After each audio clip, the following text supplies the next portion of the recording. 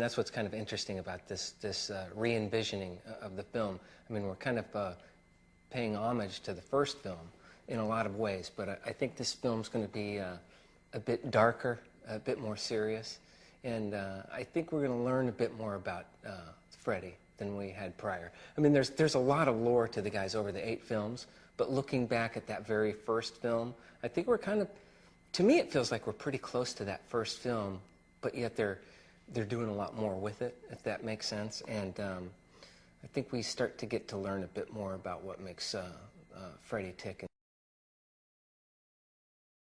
I'm going to have to steal Jeffrey Dean Morgan's line when they asked him, so how did you get into the headspace of the comedian? He says, are you kidding? 3 hours in that makeup, I'd come out of that trailer wanting to kill anybody. And the same thing is true for Freddy, man. It's like, I'd go in there, I would sit down. It started at 6.5 hours of makeup. And once they kind of worked the creative process down to 3.5 hours, that's how long I was in makeup. It was an hour getting out of the makeup.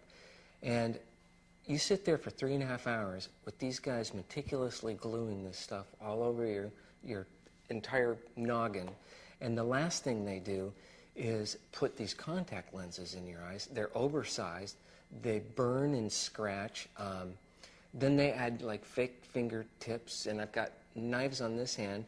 It's like you come out of that it really helps to put you in the headspace of Freddy Krueger.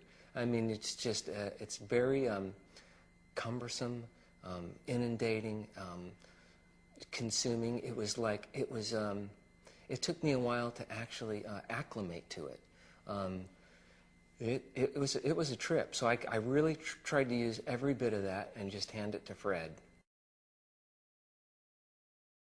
Guys did a great job on the glove, and again, the glove went through several different designs, and I think they kind of decided to stick with the design that was pretty similar to what they had before, but it is still kind of re-engineered, definitely made for my hand.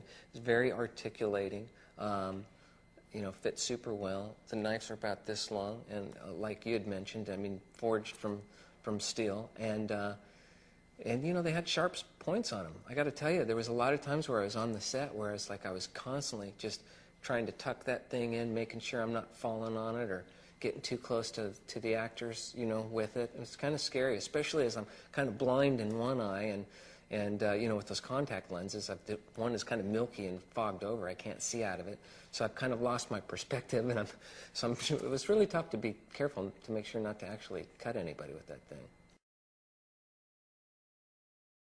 You know, when I read the screenplay, it was awesome because it really had a you know, really good sense of a beginning, middle, and end.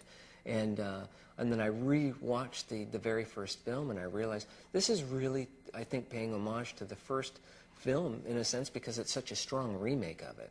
A lot of the plot points are very similar, but I think they've taken it to another level.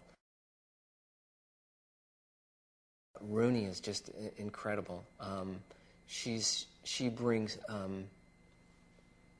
just this wonderful quality to Nancy that it's not like who she is, but there's a piece of her that kind of somehow jives with this character, and she really brings it. Kyle playing across from her, he's an awesome actor. The work that those two were doing together, every now and then I'd watch some of the scenes at the monitor that they were working on, and I mean, these guys are really awesome actors. You know, Sam has an incredible amount of experience doing music videos and commercials and stuff, and over the decades he has developed a hell of a visual palette, and I mean, he just really, everybody loved working with him. I could see him just joking around with the other actors. I really enjoyed working with him. His visual style was incredible. Every day I would walk onto the set and see what he was lining up and go to the monitor and take a look at what was being laid down on film, and it was beautiful. Like every shot's beautiful. I think it's going to be a real interesting tug of horror tension, yet somehow in this scary yet beautiful kind of environment.